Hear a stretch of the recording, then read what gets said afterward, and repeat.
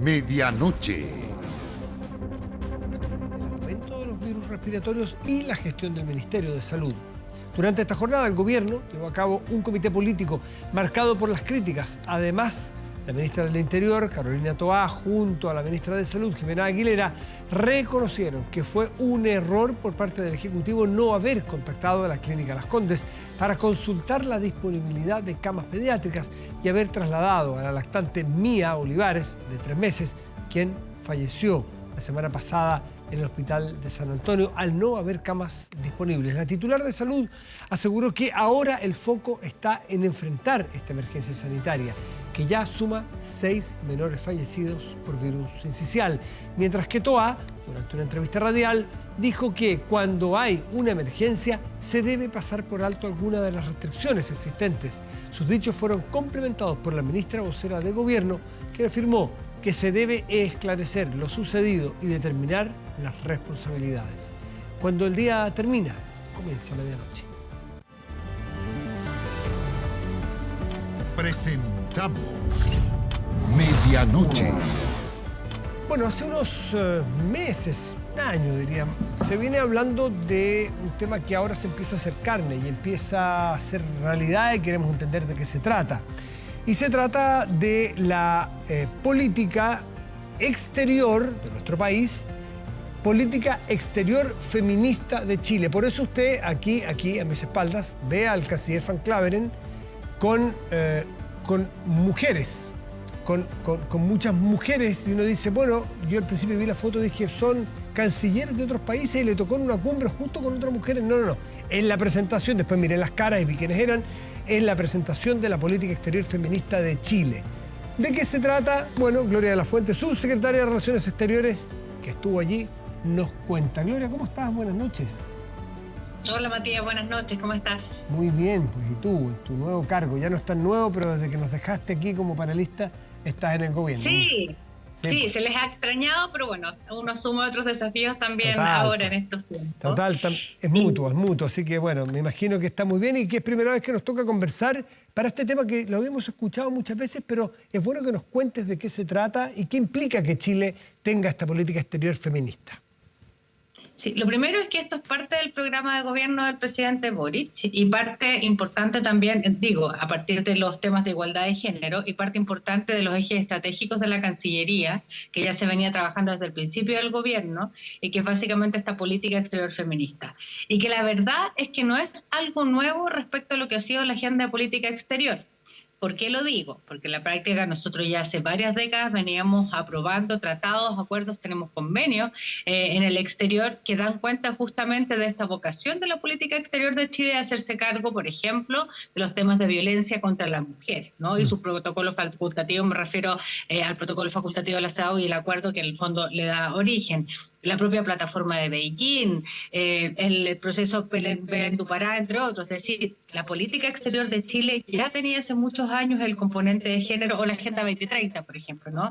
Un componente de género relevante que lo que busca básicamente, y ese es el sentido de tener una política exterior feminista, que es concentrar esos esfuerzos y potenciarlos, porque entendemos que hay en múltiples ámbitos de la sociedad, del desarrollo incluso de la humanidad, del respeto a los derechos humanos y de la democracia, todavía déficit, ¿no? Y potenciar esta agenda nos viene a convertir primero en el primer país sudamericano en hacerlo, no el primer país de América Latina, porque sí México ya tiene una política exterior feminista en esta línea, pero nos viene a poner al nivel de España, de Alemania, de Suecia, Canadá, que han hecho lo propio, para poder potenciar una agenda que varios países ya venían desarrollando, pero que tiene todo que ver con derechos humanos y protección básicamente de los sistemas democráticos. Para entender, esto es como un haz de luz que cruza toda la agenda exterior chilena, esta agenda feminista va o busca cruzar completa toda la política exterior con una mirada feminista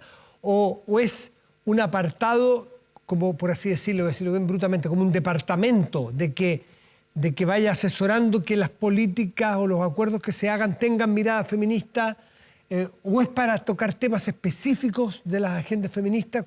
¿Cómo es la integración en la política que ya tiene Chile? Diría ahí 4 ámbitos en los que esto se mueve.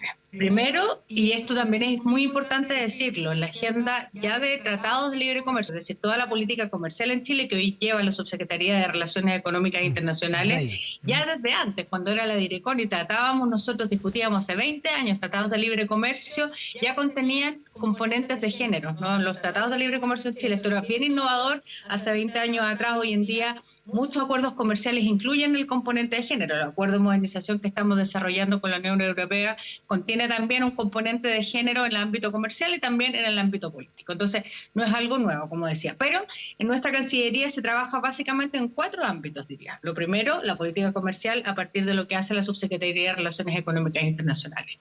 Luego, el componente político que tiene que ver con los acuerdos, convenios y tratados que Chile ha suscrito y en el fondo es ponerlos en la línea y potenciarlo. Y eso se trasunta, por supuesto, en la agenda multilateral, es decir, nosotros hemos sido defensores siempre. Chile ha destacado esto en el mundo por ser defensor en materia de derechos humanos. Este componente de género se refuerza en esta materia.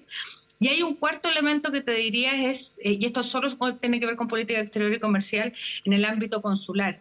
Nosotros no nos olvidemos que tenemos muchos consulados repartidos por el mundo. Esos muchos consulados reciben muchas veces a los connacionales nuestros que viven en otros lugares en el mundo, y en muchos casos nos ha pasado que recibimos, por ejemplo, a mujeres víctimas de violencia de género. Generar protocolos para la atención de mujeres víctimas de violencia de género en el exterior es un parte importante del componente de nuestro trabajo. Y te diría que el último, que es más institucional, tiene que ver con nuestros propios protocolos y cuáles son las dinámicas. Nosotros hemos aumentado de manera importante las embajadoras, por ejemplo, que hay en el exterior, pero todavía tenemos en materia de la carrera diplomática, por ejemplo, déficit en materia de participación de mujeres, y ahí es donde también creemos que hay tareas en las que debemos acometer y abordar. Dentro de la Cancillería también, es decir, política exterior, toda nuestra agenda hacia el exterior, pero también, por supuesto, esto tiene que ver con nuestras propias prácticas al interior de la Cancillería. Pero mi pregunta iba basada si es buscar nuevas vetas de que la políticas en temas de erradicación de violencia, de integración de la mujer, integración plena de la mujer en la sociedad y la democracia, o es un tamiz a todo lo que hay que no quede anticuado, que no quede sin tener la mirada feminista. Porque no sé si los viejos protocolos de la Cancillería chilena, que son hechos muchos de ellos probablemente, a lo mejor hasta centenariamente, no tenían sin duda la mirada feminista que hoy día las cosas exigen. ¿Es poner al día también un poco todas nuestras políticas, todos nuestros protocolos? Yo creo que es parte del espíritu hecho también yo creo que es parte del espíritu del programa de gobierno. Ahora, de todas maneras, yo creo que tenemos que, por eso decía al principio, nosotros no partimos de cero, ¿no? El año 90 probablemente nosotros no teníamos muchas mujeres en ningún espacio de la política. En Chile, a partir recién del año 2018, por ejemplo, hubo representación de mujeres como subsecretaria, y previamente apenas hubo una ministra de Relaciones Exteriores, ¿no? Apenas llevamos 2 en los 150 años que tiene esta Cancillería. Entonces, de alguna manera hemos ido avanzando, pero creemos que si nosotros, y esto lo decía el secretario general de Naciones Unidas el 8 de marzo pasado, si nosotros seguimos a este mismo ritmo, si nosotros no ponemos pie en el acelerador, si no intencionamos algunas cosas, probablemente nos vamos a demorar 300 años en llegar, en el fondo, a una situación de igualdad de género. Entonces, creemos que lo que tenemos que hacer es trabajar con mayor fuerza, tanto internamente como en materia de política exterior, en lo que ya veníamos haciendo, pero por cierto, potenciar esa agenda justamente para poder garantizar la igualdad de género, no por majadería. Yo creo que la igualdad de género, por eso hemos insistido mucho en este punto, la igualdad de género tiene que ver incluso con garantizarle a las sociedades, y esto lo dice también Naciones Unidas, garantizarle a las sociedades mayores posibilidades de que, por ejemplo, hombres y mujeres tengan las mismas posibilidades de establecer o de tener acceso a niveles similares de desarrollo humano.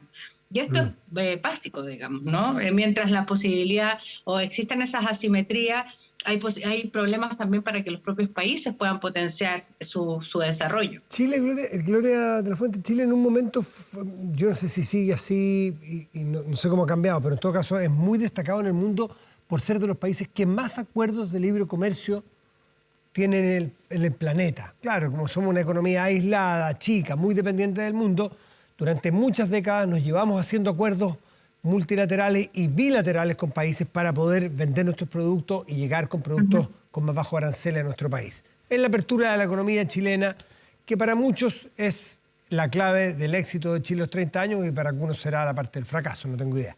Siempre hay gente que tiene miradas distintas. Pero eso en cuanto a comercio. Te quiero llevar a esa misma lógica a las materias o a las agendas feministas que han tenido un desarrollo enorme en las últimas décadas, ¿no? Chile está tan avanzado como hace tratados de libre comercio, en tratados, en acuerdos bilaterales o multilaterales, ¿está tan al día en materia de feminista o en temas de género como en otras materias? Sí, yo diría que primero no son temas que van aparte ni son excluyentes, al No, revés. yo sé, pero habrá acuerdos puntuales de agenda. A eso me refiero. Sí, lo que pasa es que es importante porque yo creo que tiene todo que ver, y te lo digo por lo siguiente, porque antes los tratados de libre comercio, que fundamentalmente tenían un foco en comercio, hoy en día han ido evolucionando también conforme han ido evolucionando las relaciones internacionales. Entonces, por ejemplo, hoy en día cuando hablamos del acuerdo, de la modernización del acuerdo con la Unión Europea, que es tan importante para nosotros, se ha hablado mucho de esto, claro, tiene componentes tanto de comercio como políticos, ¿no? Y lo mismo pasa con el CPTPP, que en el fondo también son acuerdos comerciales, pero que van mucho más allá solo del comercio, ¿no? Tienen también componentes...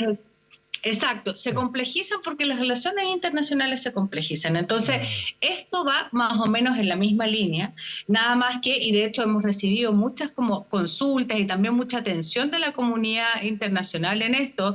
Y parte importante de nuestra reunión estos últimos días fue con el cuerpo de diplomáticas que está instalada acá en Chile, que está muy organizada, muy coordinada, y la verdad es que también nos plantean el interés de poder, en el fondo, avanzar en esto, porque esto no se trata solamente de hacer una cosa discursiva, que se podría quedar ahí sin duda, sino que además de generar mecanismos de implementación, que tengamos la posibilidad de ir midiendo aquello que vamos haciendo, de ir mejorando nuestras prácticas. Y así como lo ha hecho Chile en los últimos, y diría, además las últimas décadas en las que hemos ido avanzando en esta materia, hoy en día tenemos que consolidar una agenda y proyectarla.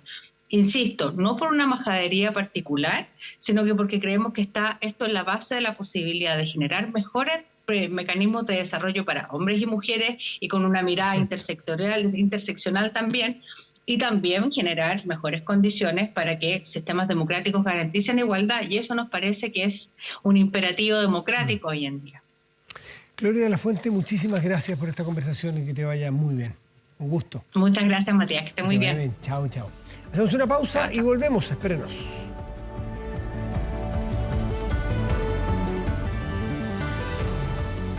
Estamos de vuelta, de inmediato revisamos las informaciones más destacadas del día con Marcos Fleming. Bueno, Matías, solo todos en sus casas. Vamos con el resumen informativo aquí en Medianoche. La ocupación de camas pediátricas se continúa sobre el 90% y de acuerdo al último reporte, solo 76 quedaban disponibles en todo el país. Se agudiza la crisis política también derivada del manejo de las autoridades de salud. La ministra del ramo no descarta una posible suspensión de clases, mientras la bancada republicana anunció por su parte una acusación constitucional en contra de la ministra. Ángel lleva varios días inquieto. Es padre de un niño de solo 11 meses que desde hace casi una semana enfrenta problemas respiratorios. Empezó con los síntomas comunes, con tos, con fiebre, con flema. Hoy día en la mañana me despertó mi señora y me dijo que se le estaban hundiendo las costillitas. Así que llevémoslo para acá otra vez, ¿no? Junto a su familia, llegó a primera hora al Hospital Roberto del Río en Independencia, recinto en donde atendieron a su hijo. Yo le compré ahora un medicamento, o sea, una maquinita que le ponen en el dedo para ver cuánto está respirando. Así que espero que no me lo dejen hospitalizado, llévenmelo para la casita, no vi ninguna evolución, nada. Pero tengo fe en Dios que va a salir todo bien. La preocupación de Ángel es compartida entre padres y madres que por estos días llegan a las urgencias acompañando a sus hijos. Tiene vómito, mucha flema, como que se ahoga y se le hunde en su costilla y fiebre 39 en fiebre. Pero adentro está complicada la cosa, está lleno, mucho niño. Guaguitas que están en cama, están en los pasillos, hay muchos niños, ahora hay niños esperando ahí y de verdad que decía a la comunidad que se cuiden, que cuiden a los niños. Desde el inicio de la campaña de invierno del Ministerio de Salud ya se han realizado 209 traslados pediátricos por cuadros respiratorios. 73 de ellos fueron al sistema privado. El día de ayer tuvimos 13 traslados, 6 de UCI y 7 de UTI, y hoy llevamos 4 traslados, 2 de UTI y 2 de UCI. Y eso es una franca disminución comparado con los días anteriores.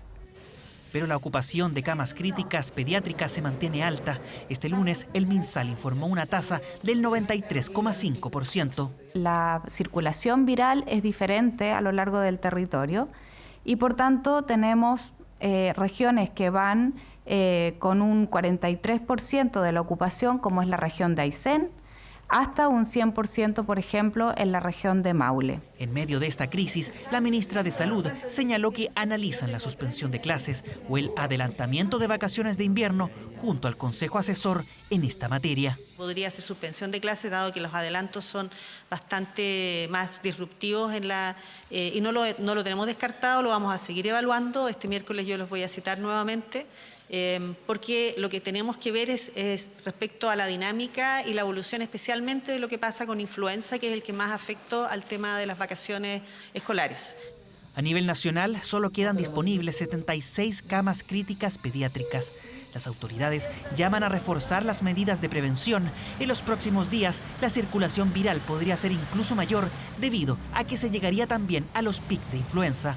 Usen mascarillas cuando tengan síntomas. Es una de las medidas más efectivas para reducir los contagios y cortar la cadena de transmisión. Deben ser ocupadas también en aquellos lugares aglomerados, en el transporte público y también en los colegios. Lo primero tiene que ver con evitar el contagio. Y evitar el contagio significa evitar el contacto con personas enfermas. Entonces, concurrir a lugares con mucha gente, como por ejemplo mall o cumpleaños de niños pequeños, en esta época del año es un riesgo. Por la tarde, la ministra de Salud se reunió con ex jefes de la cartera para analizar la situación y recibir sugerencias en este complejo escenario.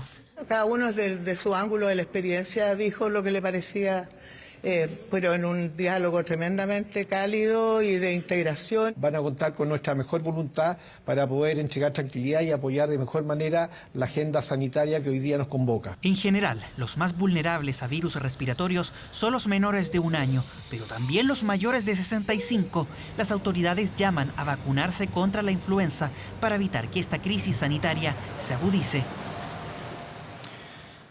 Y luego que se conociera que la clínica Las Condes no fue consultada por el Ministerio de Salud sobre su disponibilidad de camas, el Partido Republicano anunció una acusación constitucional en contra de la ministra Aguilera. La tienda ya había advertido que la ofensiva dependía de la permanencia del subsecretario Fernando Arauz, quien se mantiene en su cargo. La acción agudiza la crisis en la cartera, que este lunes nuevamente debió dar explicaciones. Lo que dije ayer fue que no se había llamado a la clínica y que eso era un error de interpretación porque la sentencia no inhabilitaba para haber llamado a la clínica. Las aclaraciones se han sucedido luego que el concepto error se repitiera, antecedentes que solo han agudizado la crisis al interior de la cartera que dirige Jimena Aguilera.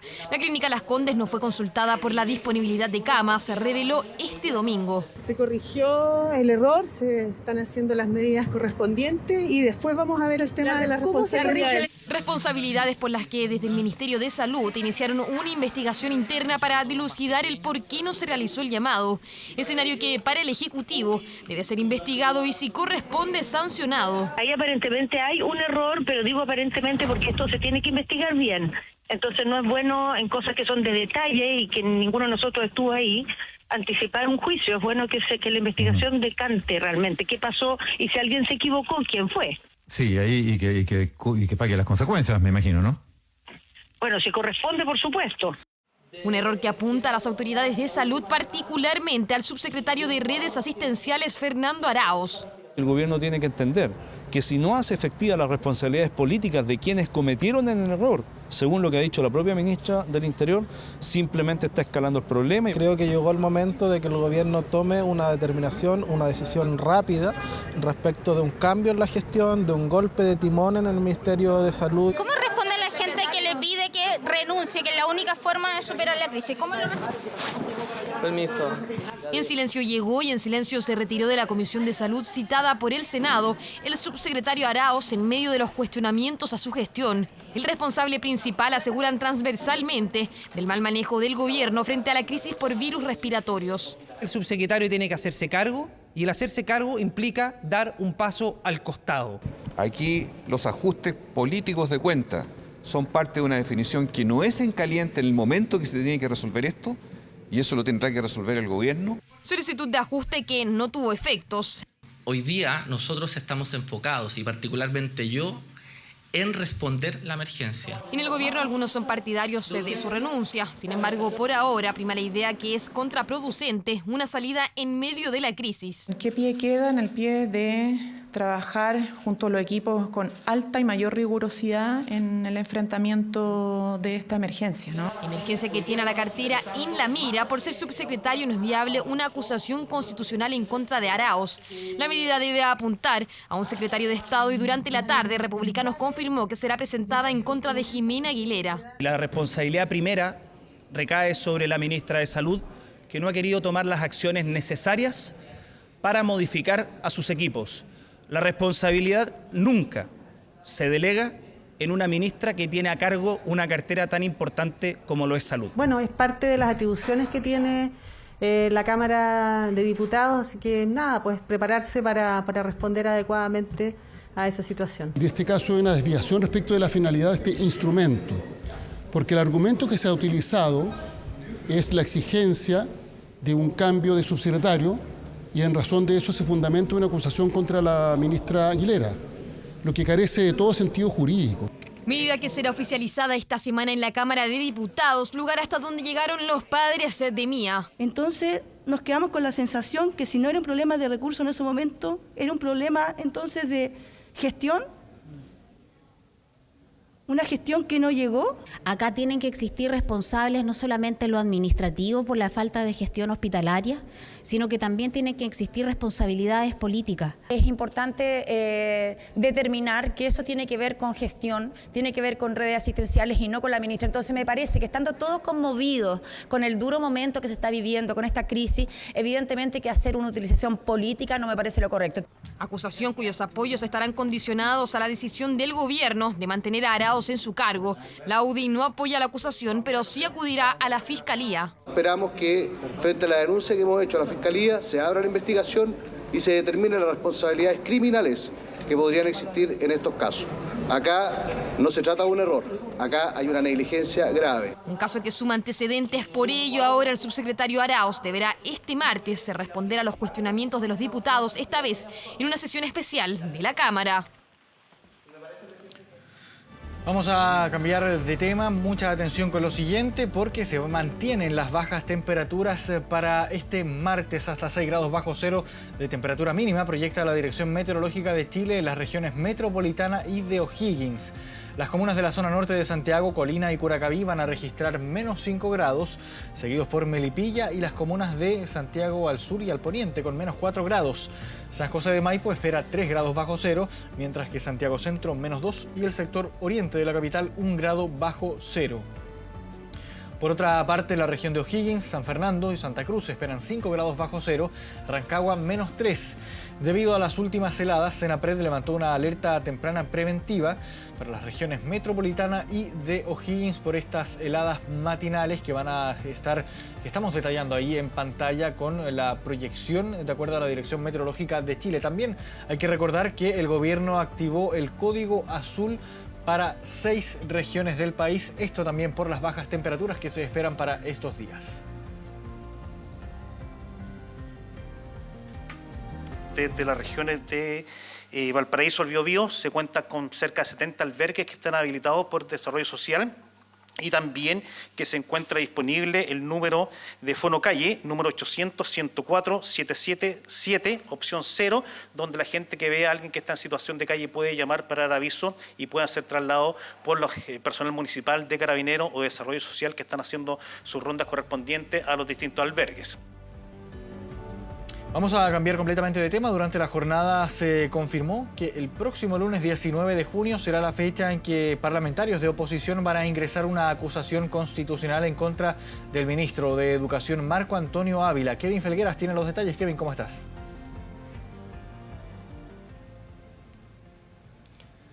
¿Cómo están? Buenas noches. Claro, se tiene fecha para la presentación de esta segunda acusación constitucional que se toma esta semana en el Congreso Nacional. Ya se hablaba de la acusación contra la ministra de Salud, Jimena Aguilera, pero esta vez hablamos de una acusación que había sido anunciada, pero no se tenía fecha de presentación.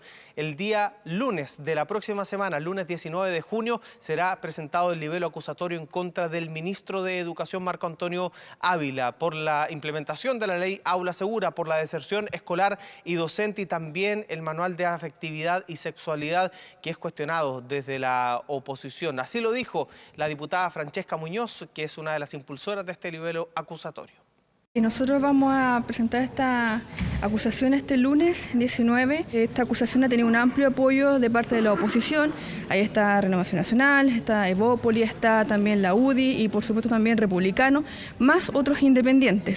Firmas de casi toda la oposición tendrá este libelo acusatorio. De todas maneras, hay algunos que están esperando el texto. Por ejemplo, la bancada de Evópoli, para ver si es que va a respaldar con alguna de sus firmas esta iniciativa, que de presentarse la próxima semana antes del inicio de la sala, se podría dar curso de inmediato al sorteo de la comisión ad hoc que tendrá que revisar esta acusación constitucional contra el ministro de Educación, la segunda planteada en esta semana, que recién comienza acá en la Cámara de Diputadas y Diputados y que comenzó además con una nueva polémica que involucra a uno de los ahora renunciados integrantes de la mesa de la Cámara de Diputadas y Diputados, como es el diputado Carlos Bianchi, quien renunció, entregó su renuncia formal a la primera vicepresidencia. Esto todavía no se hace efectivo, pero partimos así la semana. La razón, dice, presiones para votar el sexto retiro, presiones que venían directamente del Ejecutivo. Se llama a un acuerdo transversal, hubo opiniones al respecto, lo revisamos. Yo pude haber renunciado un par de semanas más o puedo hacerlo ahora. Y moralmente creo que el hacerlo ahora es lo que corresponde. Creo que tenemos que seguir haciendo lo mismo. ¿Qué vendrá en el futuro? Será parte de los partidos políticos. Todas las fuerzas que se sientan a la derecha de la extrema izquierda a participar de un acuerdo para presidir la Cámara. Dentro de ella está nuestro nombre.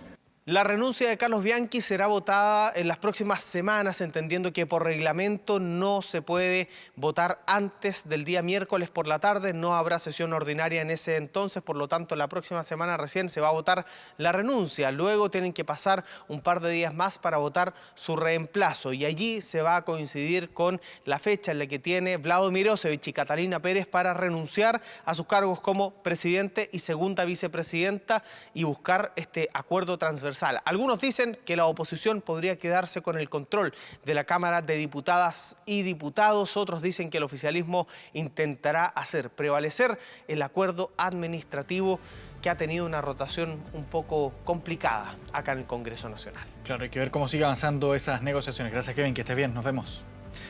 1 de la madrugada con 54 minutos. Vamos a la pausa y ya volvemos. Internacional. 2 de la mañana en punto, estamos de regreso en medianoche. Les contamos que Italia despide a su ex primer ministro Silvio Berlusconi, una de las figuras políticas más emblemáticas de su país. El político murió en el Hospital San Rafael de Milán a los 86 años, lugar donde ingresó el pasado viernes tras una nueva complicación de salud. En abril, recordemos, Berlusconi fue tratado por una infección pulmonar relacionada con la leucemia que padecía. El magnate de los medios y político asumió el cargo de primer ministro por primera vez en 1994. Lideró 3 gobiernos hasta 2011. Dirigió el partido de derecha Forza Italia, que se convirtió en coalición bajo el mandato de la actual primera ministra Giorgia Meloni. A lo largo de su carrera política enfrentó una serie de problemas legales, incluidos cargos por soborno, fraude fiscal y también relaciones sexuales con una trabajadora sexual menor de edad.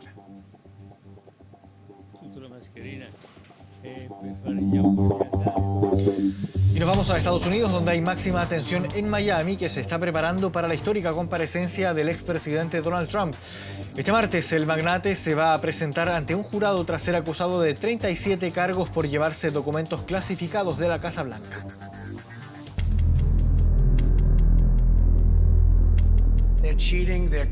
Estos criminales no pueden ser recompensados, deben ser derrotados.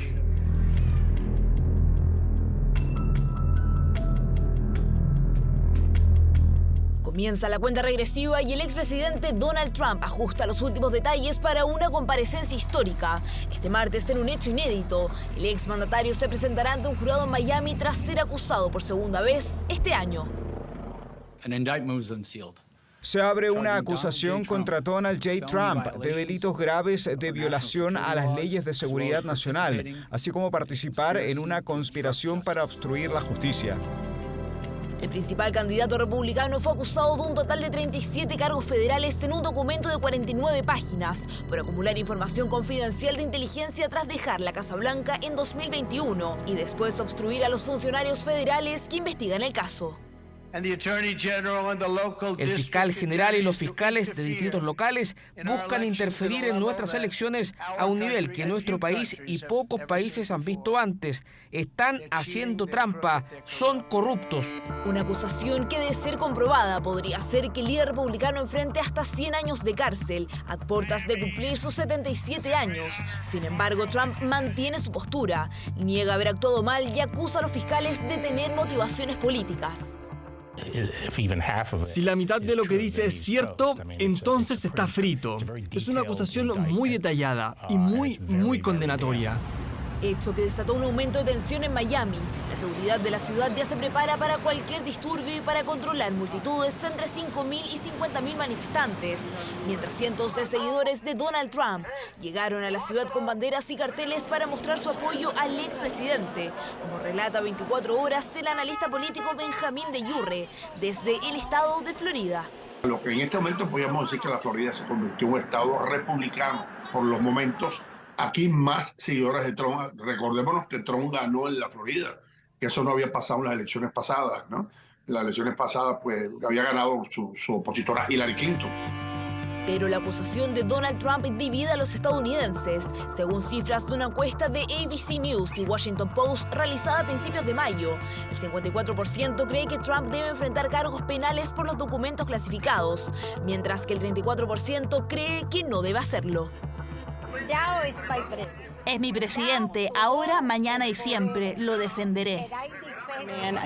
Desprecio a ese hombre. Creo que es un ladrón.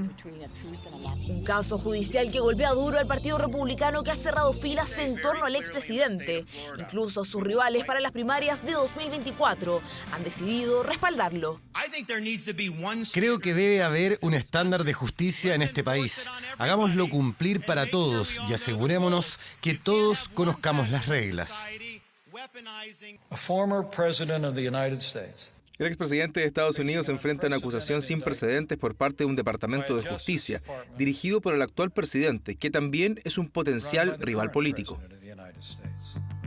El expresidente Donald Trump insiste en que no aceptará un acuerdo con la Fiscalía y que no pretende abandonar la carrera por la Casa Blanca, y comparecerá la noche de este martes tras su acusación, en lo que corresponde a la primera vez en la historia de Estados Unidos que un exmandatario es acusado de cargos federales. 24horas.cl.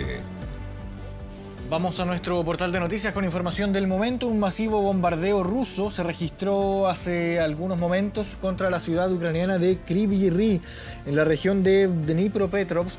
Esto ubicado en el centro del país. Esto ha provocado hasta el momento un número indeterminado de personas fallecidas, también heridos, y también decenas de personas desaparecidas debido a que uno de los misiles impactó un edificio residencial.